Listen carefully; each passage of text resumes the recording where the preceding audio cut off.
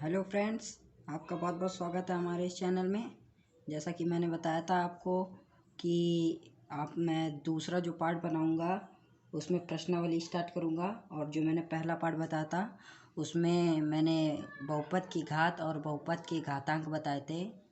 तो अब मैं जो पार्ट सेकंड है उस पर मैं एक्सरसाइज बताऊंगा। तो देखिए, हमारे यहाँ पर पहला क्वेश्चन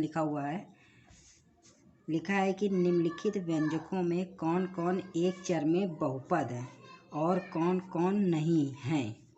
कारण के साथ अपने उत्तर दीजिए। इसमें बहुपद बताना है, एक चर में कौन कौन बहुपद है। अब देखिए, बहुपद हम उसे कहते हैं जिसमें किसी की भी घात माइनस में नहीं होती है, बटे में नहीं होती है। और जो बहुपद की घात कहते हैं, यानी जो पद होता है उस पद में सबसे बड़ी घात जो होती है वही हमारी बहुपद की घात कहलाती है। तो आइए स्टार्ट करते हैं हम अपने। ये पहला है, तो इसमें बताया गया है कि निम्नलिखित व्यंजकों में कौन कौन एक चर में बहुपद हैं और कौन कौन नहीं है। कारण के साथ अपने उत्तर देना है।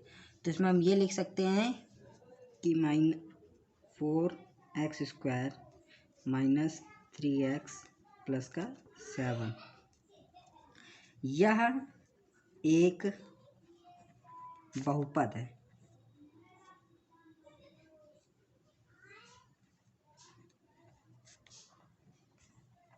यह एक बहुपद है। अब इसमें लिखेंगे क्यों है, तो इसका कारण यही होगा कि क्योंकि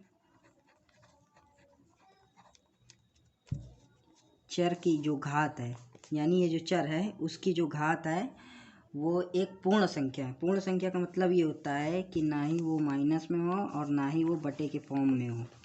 जैसे देखिए, ये हो गया माइनस में और ये हो गया बटे के फॉर्म में, यानी 2/3 लिखा है और ये -2 है। तो इसका यही कारण है क्योंकि चर की जो घात है एक पूर्ण संख्या है।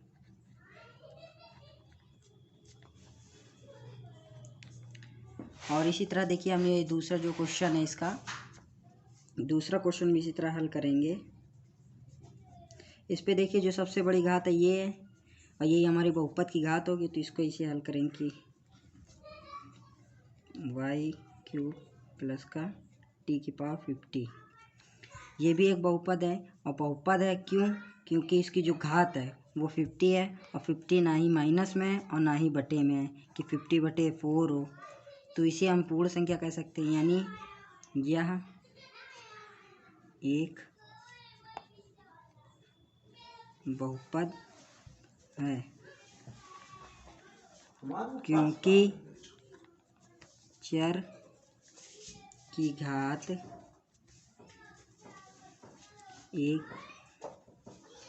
पूर्ण संख्या है। तो आई होप आप लोग को समझ में आया होगा कि चर की जो घात होती है वो हमारी एक पूर्ण संख्या होना चाहिए और ना कि अपूर्ण संख्या होनी चाहिए, तभी वो हमारा बहुपद कहलाएगा, अन्यथा वो हमारा बहुपद नहीं कहलाएगा। तो इसी के साथ हम अपने अगले क्वेश्चन की ओर बढ़ेंगे। तो देखिए, ये जो हमारा दूसरा क्वेश्चन है उस पे जो पूछा गया है कि निम्नलिखित में से प्रत्येक में x² का गुणांक लिखिए। गुणांक का मतलब होता है कि जिस संख्या से उसे गुणा किया गया है वही उसका गुणांक होता है। देखिए, हम रफली बताते हैं आपको। जैसे अब ये y है और ये 2 है, तो यानी इसको हम ये लिख सकते हैं 2 × y, यानी इस पे 2 से गुणा किया गया है तब ये 2y बना गया है। जब इस पे 2 से गुणा करेंगे तब 2y बना है। तो इसका कह सकते हैं कि यानी y का गुणांक 2 है, यानी 2 है। इसी प्रकार से देखिए, क्वेश्चन में इसमें पूछा गया है कि निम्नलिखित में से प्रत्येक में x² का गुणांक लिखिए। अब इसको हम इस प्रकार से करेंगे। लिखा है 2x प्लस का x² प्लस x, तो इस पे x² का गुणांक पूछा गया है। x² हमारा ये है, यानी x² का गुणांक बराबर। अब देखिए, x² में किसका गुणा हुआ होगा? 1 का। अगर किसी भी संख्या के आगे कोई भी ये मतलब x y z के आगे अगर कोई भी संख्या नहीं है तो समझ लेना उस पर 1 से गुणा किया गया है। देखिए आपको समझाने के लिए इधर कर सकता हूँ, 1 × x² बराबर हमारा हो जाएगा x²। और चाहे तो हम इस पर 1 भी लगा सकते हैं, किस लिए, ये 1 छुपा होता है। इसी प्रकार से दूसरा क्वेश्चन है, इसमें लिखा है इस पे भी x² का गुणांक बना है, इस पे x³ है ये और ये x² है, हमें x² का बताना है, यानी x² का गुणांक बराबर।